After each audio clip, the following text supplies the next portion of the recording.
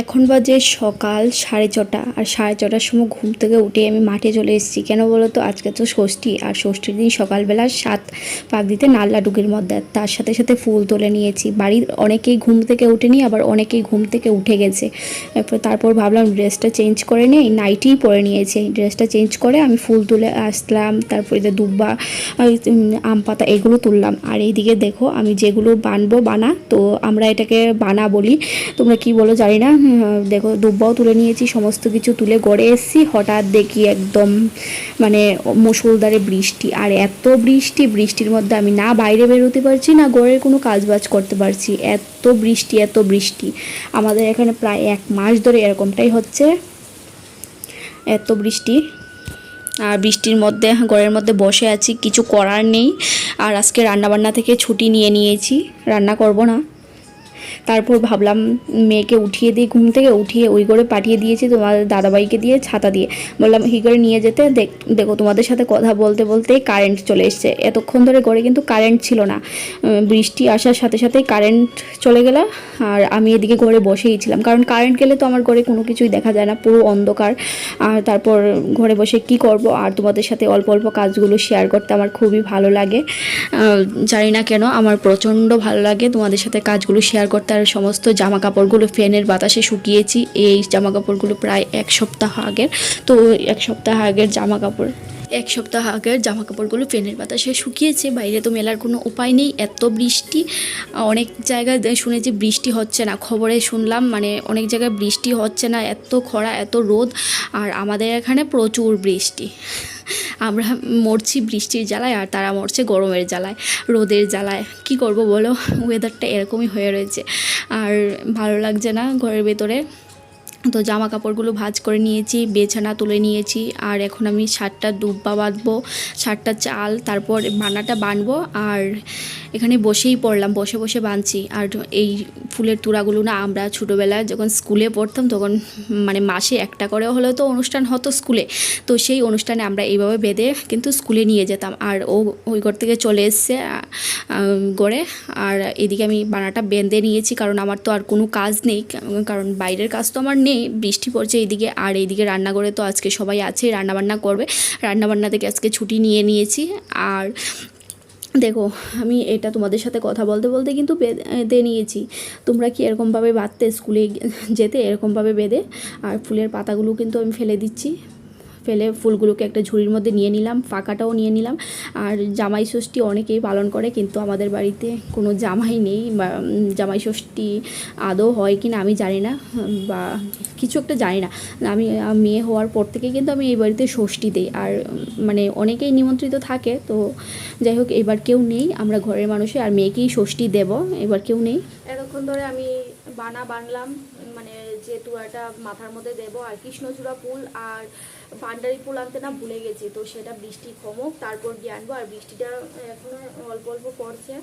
আর এইদিকে তো আজকে রান্নাবান্না থেকে ছুটি, কারণ রান্নাবান্না থেকে আমি ইদানিং ছুটিই নিয়েছি, নাই করে দিয়েছি, আমি রান্না করব না, মানে খুব কমই রান্নাবান্না করব, তো সেটার একটা কারণ আছে। তো যাই হোক আজকে তো আর রান্না করবোই না। আর কি কি আইটেম হচ্ছে না হচ্ছে তোমাদেরকে আমি একটু পরে দেখাবো। আর ঘর দুয়ার গুছিয়ে নিয়েছি, শুধু ঘরটা মুছবো, তারপর মানে পুজোর আয়োজন করবো, বাসনপত্র ধোবো, বাসনপত্র একদমই বার করে নিই, সবগুলো টাঙ্কের ভিতরেই রেখে দিয়েছি, কারণ বাইরে পড়ছে বৃষ্টি। আর এই বৃষ্টির মধ্যে যদি আমি বৃষ্টি ভিজে ভিজে কাজ করতে যাই, জ্বর তো আসবেই। ঘরের সমস্ত কাজ হয়ে গেছে। আর আজকে যেহেতু ষষ্ঠী, একটু স্পেশাল খাওয়া দাওয়া তো থাকবেই, মানে আমাদের বাড়িতে কেউ নিমন্ত্রণ নেই, তারপর আমরাই খাবো। और क्या है market and जुड़े को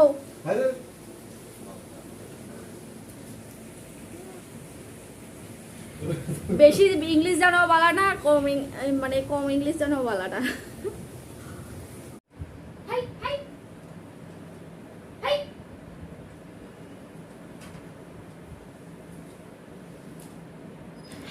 আমার বড় ঘরটা মোছা হয়ে গেছে, বারান্দাটা মোছা হয়ে গেছে। তারপর ভাবলাম যেই ঘরে পুজো দেবো সেই ঘরটাকে একটু মুছে নেই, ভালো করে মুছবো। এই ঘরটা সপ্তাহে মনে আমি 2 থেকে 3 দিন মুছি, এর বেশি মুছি না কিন্তু।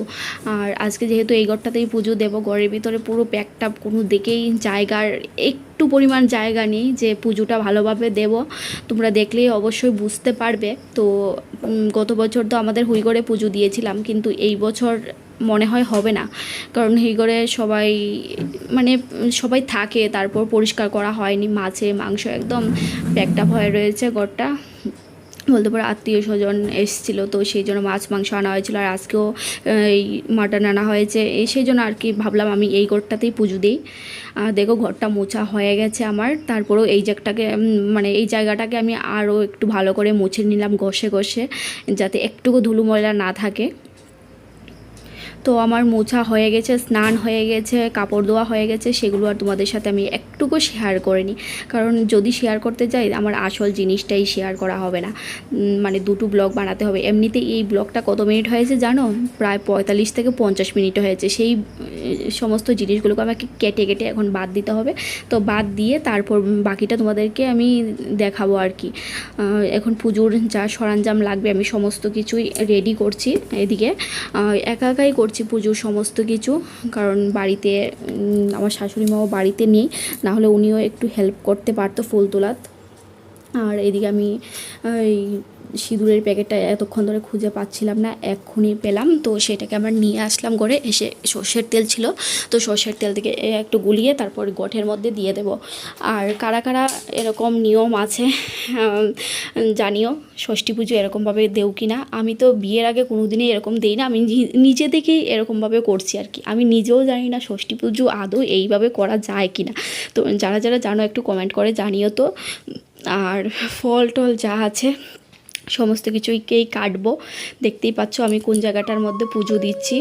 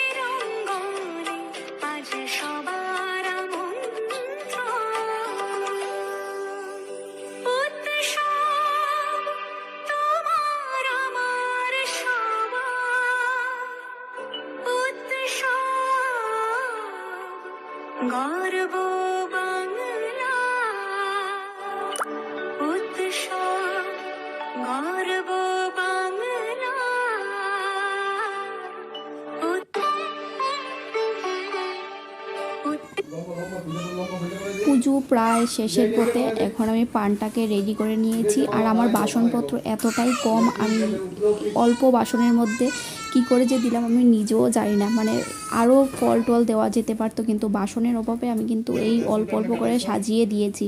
আর আজকের দিনটা মোটামুটি ভালোই কেটেছে, কিন্তু কথায় আছে না, যার শেষ ভালো তার সব ভালো, কিন্তু আমার শেষটা যদি ভালো না হয় সব ভালো লাগে না। প্রথম দিকে সকাল থেকে হাসি খুশি মনেই কিন্তু কাজ বাজ করছিলাম, কিন্তু হঠাৎ করেই কিছু মানুষ আমার সাথে এরকম বিহেভ করবে আমি সত্যিই ভাবতে পারিনি। কিছু কিছু মানুষ আছে যারা নিজেরাও শান্তিতে থাকতে পারে না, অন্যের খুশি দেখে তারা সহ্য করতে পারে না।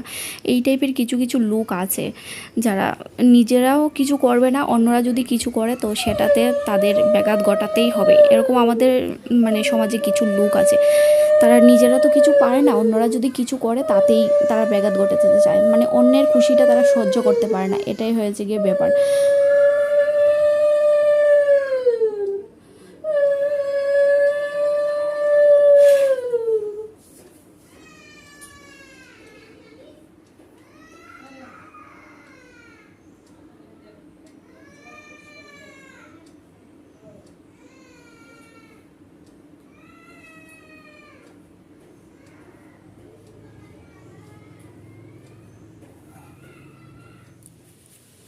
ফাইনালি পুজো দেওয়ার ডান। আর এই শাড়িটা মাসি দিয়েছিল, তো শাড়িটা পরে নিলাম। তো খুব একটা ভালো শাড়ি পরতে পারি না, কোনো রকমে পরলাম। আর এখন মেয়েকে ষষ্ঠী দেবো, এখন বাজে 3টা 15, কারণ 1টা থেকে 5টা পর্যন্ত টাইম, এই টাইমের ভিতরেই দিতে হবে। সকাল থেকে কিচ্ছু খাইনি, প্রচণ্ড খিদে পেয়ে গেছে, তো তাড়াতাড়ি করে ষষ্ঠীটা দিয়ে খাবো। তো চলো ষষ্ঠীটা দিয়ে দিই। আর আমি আমার ঘরেই ষষ্ঠী পুজোটা করলাম, মানে কোনো ঠাকুর টুকুর দিয়ে নয়, এমনিতেই ষষ্ঠী পুজো করলাম। তো ষষ্ঠীটা দেবো এখন, আমাদের হয়ে গেল। মোবাইল দিকে চাইলে ওই তো না, ষষ্ঠীর দিকে চাইতে লাগবো।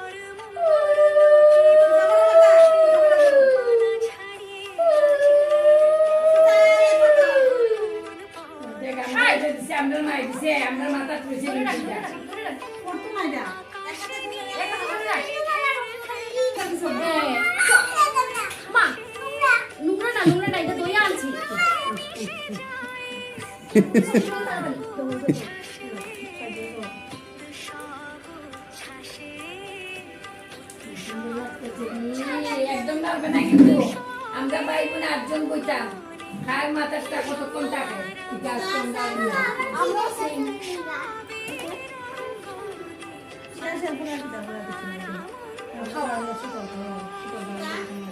আমরা সেটা খাইতেছি।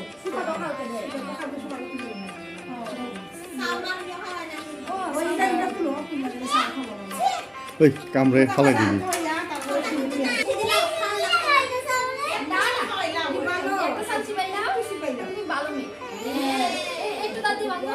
দেও গরম চা দেও।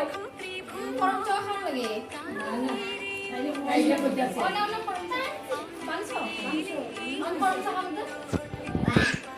দই খই দই খাওয়া লাগে। বাহ, সবাই আইছো ছবিটার মধ্যে, আমি ছাড়া। সামনে গা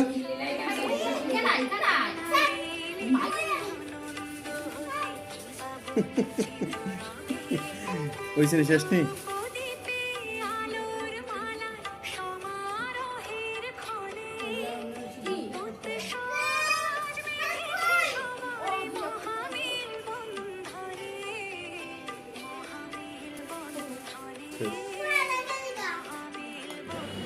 ষষ্ঠী দেওয়া হয়ে গেছে, তারপর সবার জন্য প্রসাদ বাড়া হয়ে গেছে। এখানে কাকিমুনি আর মাসি সবার জন্য প্রসাদ মাখলো বাড়লো, আর আমি এদিকে একটু ক্যামেরা করলাম, কারণ সকাল থেকে কিছুই খাইনি আর এখন প্রসাদটা খেয়ে পুরো অমৃতর মতো লাগছে।